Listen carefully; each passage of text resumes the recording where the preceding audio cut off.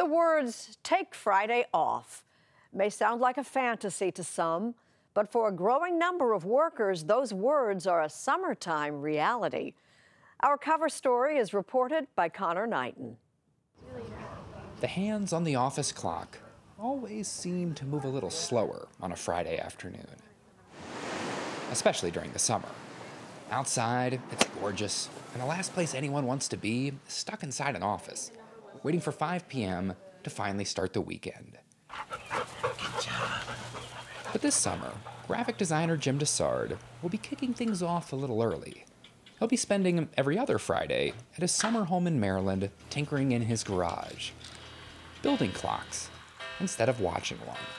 I'd love to be in my studio. It's, borrowed time, if you will. It's, I don't owe the office any more time that week. I don't owe my family, my friends. I can just go in my studio and create and just be me. Dessard's not playing hooky. He is encouraged to take the day off by Washington, D.C. architecture firm HOK. After working slightly longer hours Monday through Thursday, Dessard can take advantage of an increasingly popular perk, a Summer Friday. Summer Friday is when companies let their employees leave early on Fridays during the summer. We've just seen a huge increase in the number of companies that are offering it. Brian Kropp is HR practice leader at research firm Gartner. Last year, they surveyed Fortune 1000 companies and found that 42% offer some type of Summer Friday, up from 21% just 2 years prior. The companies that have made the decision to give this benefit are giving it every summer because they see it's valuable. From Memorial Day to Labor Day, L'Oreal's headquarters shuts down at 1:30 p.m. sharp. The beauty company has been allowing its New York City employees to beat the weekend rush out of the city for the past 2 decades. It's a tradition that's thought to have started with Manhattan advertising and publishing firms back in the 1960s. But now, employers all across the country, everyone from Nike in Oregon to Mercury Marine in Wisconsin, have started offering a version of the perk. And it is not just out of the goodness of their hearts.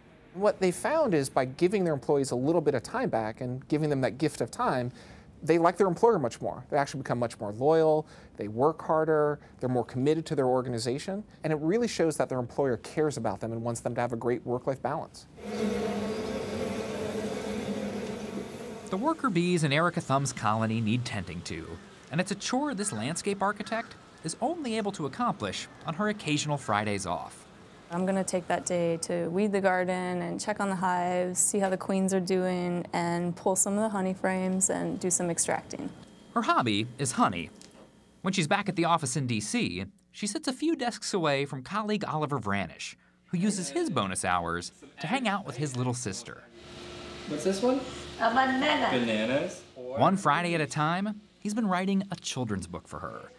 And right about now, I'm sure many of you have started writing a "why don't we get Summer Fridays off" email to your bosses, and that's kind of the point.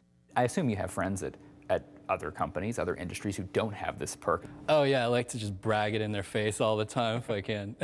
Take a peek on Instagram and Twitter on Friday afternoons, and you'll see happy employees gloating about their bonus hours. It's a perk that can be used as a recruiting tool. The big idea here is that work-life balance has become so much more important for employees nowadays. It's one of the biggest reasons why people join one company. It's one of the biggest reasons why they quit their current company. Happy Friday! Perhaps no company loves Fridays more than TGI Fridays. This is what the Dallas headquarters of the restaurant chain looks like starting at 2 p.m. on any Friday, no matter what season it is. It's invaluable time. It's all year long, every Friday. I think we've started calling it Endless Fridays now. Caroline Masulo, in addition to being the resident DJ, is also a vice president at the company. After an hour of cocktails, everyone, including the CEO, heads out the door. Out on the lake, Masulo's able to get a head start on the weekend with her family.